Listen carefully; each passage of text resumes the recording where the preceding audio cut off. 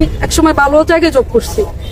কোথায় জব করছেন বলতে পারবেন? বলা যাবে? অবশ্যই বলা যাবে, কেন আমি সব যদিও দু একটা প্রতিষ্ঠানের নাম আমি বলবো না, যেটা না বললে না। আমি ক্রিকেট বোর্ডে আমি ডিউটি করছি, কাজ করছি, ভালো বেতনই ছিল। মাদারীপুর ঢাকাতে আসলে দেখছি আপনারা একটা চার দোকান করতেন, হঠাৎ করে দোকানটি আবার ছেড়ে দিয়েছেন। আসলে একটু আমাদের গল্পটা বলেন তো, কেন ছাড়ছেন আবার কেন দোকানটা নিয়েছিলেন আপনি? আসলে চার দোকানটা তো নেওয়া তো মূলত সমস্যার কারণেই। কারণ আমার দুইটা ছেলে, আমার একটা ছেলে একটা মেয়ে।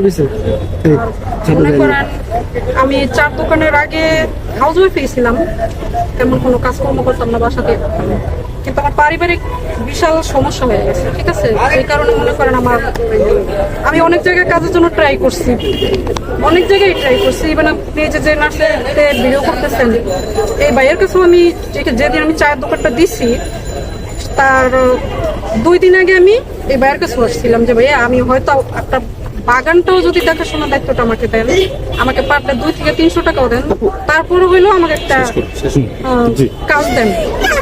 তো ভাইয়া বললো যে আপু এটা তো ছেলেদের কাজ, আর এটা আপনার কি বলেন, আপনি কি বলেন। মানে আমি তো ওনার বাগান থেকে মনে করেন আমার এমনও সময় গেছে আমি প্রতিদিন না হইলেও সপ্তাহে হইলেও 2-3 হাজার টাকা গাছে কিনে নিয়েছিলাম। পরিস্থিতি ওগুলো আর বলে লাভ নেই, পরিস্থিতি আমাকে চায়ের দোকান দিতে বাধ্য করছে। আর আমার পারিবারিক সমস্যা, বিশাল সমস্যা, আমি কয়টা তুলা ধরবো বুঝতে পারতেছি না।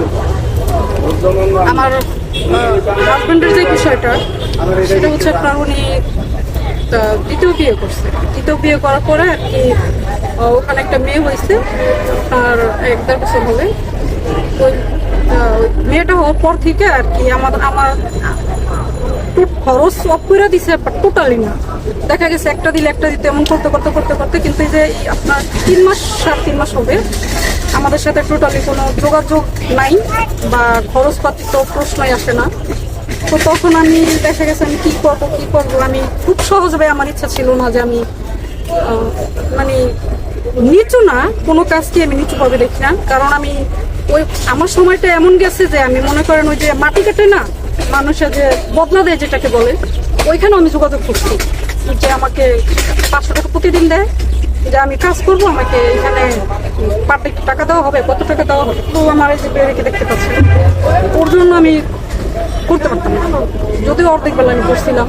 তারপর দেখা গেছে ওর অনেক সমস্যা হয়ে যায়, এজন্য আমি করতে পারিনি, একদিন করে চলে আসছি।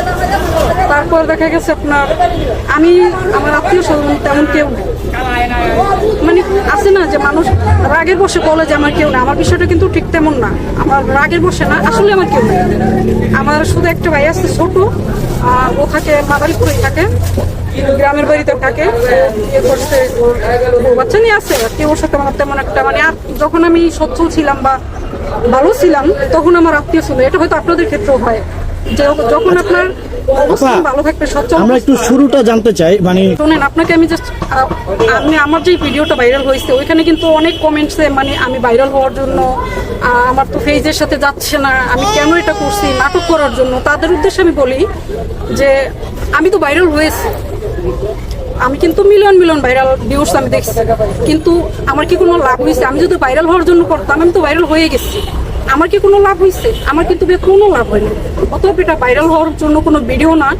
আর আমি এইসব সোশ্যাল মিডিয়াতে আমি কোনো রকম আশাও করিনি যে আমার লাইফ মানে আমার সাথে এমনটা হয়ে যাবে।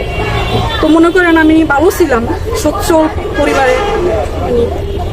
পরিবার থেকেও ভালোই ছিলাম আমি, বিকজ আমার একটা বাসা বাড়ি আপনার দেখা গেছে, আপনি চাইলে আপনারা খোঁজ খবর নিতে পারেন। আমি এখন ওই এলাকাতেই আছি, এক এলাকাতেই, শুধু বাসাটা চেঞ্জ হচ্ছে আর কি।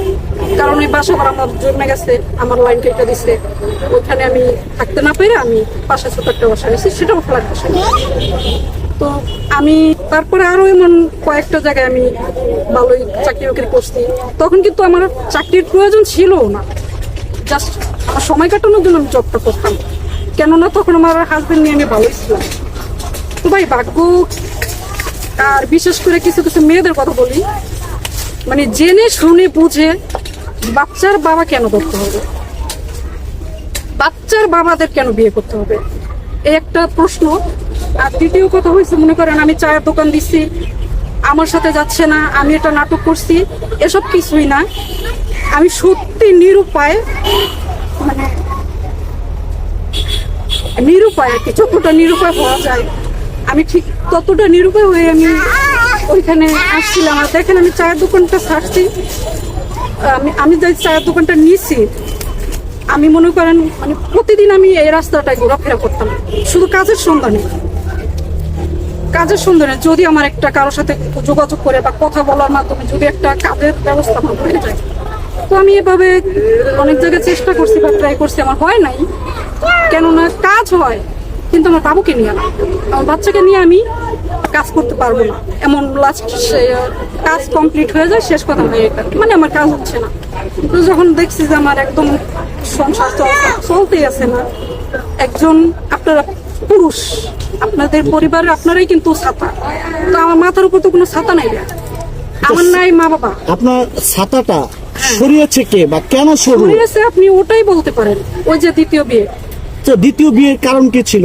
কারণ কি ছিল ভাই সেটা তো আমি হয়তো বা, সবাই তো আর দুধের দত সে পাতা না, হয়তো বা আমার ভিতরেও কোনো সমস্যা আছে, না হলে সে কেন যাবে? মানে স্বামী স্ত্রীর মধ্যে আপনাদের মধ্যে কি সম্পর্ক কিরকম ছিল? সম্পর্ক আরো 10টা সম্পর্ক সংসার, এমন কোন পৃথিবীতে সংসার নাই যে সংসারটা কোনো ঝগড়াঝাটি হওয়া ছাড়া আছে। যে বলবে যে আমরা একদম ক্লিন আছে, এটা একদম মিথ্যা কথা। সংসারে অশান্তি, সংসারে ঝুট ঝামেলা, আবার ভালোবাসা, সংসার মানে এটা। তো আমাদের মাধ্যমে এমনই ছিল, সে যে বিয়ে করছে, বাচ্চা হয়েছে, আমি কিন্তু কখনো বুঝতেও পারিনি। কি নিয়ে আপনাদের মধ্যে ঝুট ঝামেলা থাকে? ঝুট ঝামেলা এটা নিয়ে, এটা কে মেনে নেবে ভাই? আপনার ওয়াইফ মেনে নেবে, তেমন আমিও মেনে নিতে পারি না। মানে আপনার স্বামী আপনাকে রেখে অন্য মেয়ের সাথে সম্পর্কতে জড়িয়েছে? সম্পর্ক তো ছিল আরো আগেই, তো ওনার কলিগ ছিল, সম্পর্ক তো ছিল। বাট আমি ওই মেয়েকে আমার বাসায় আনতো, মেয়ে আসতো, দেখা গেছে আমি অসুস্থ হলে আমার সেবা যত্নের জন্য ওকে নিয়ে আসতো, কিন্তু আমি তো বুঝতে পারতাম না। আর আমি এটা বিলিভ করতাম না যে এটা কিভাবে হতে পারে। উনি বলছে ওর স্যার, আমি আমার মাথায় আমি কখনো একটা কাজ করিনি। তো বিয়ে হয়েছে যখন ওই মেয়ে 9 মাসের প্রেগনেন্ট, তখন আমি বিষয়টা জানতে পারছি। আপনার বাসা যখন আসতো কি পরিচয় আসতো?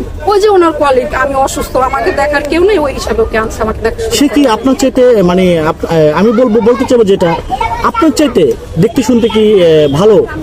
আসলে দেখতে শুনতে ভালো, আল্লাহর সৃষ্টি সবাই সুন্দর, কিন্তু যারা যারা দেখছে তারা বলে না যে সে আমাদের সুন্দর। আসলে তাহলে আপনি কি বলতে চাচ্ছেন? মানে যারা যারা দেখছে তারা বলতে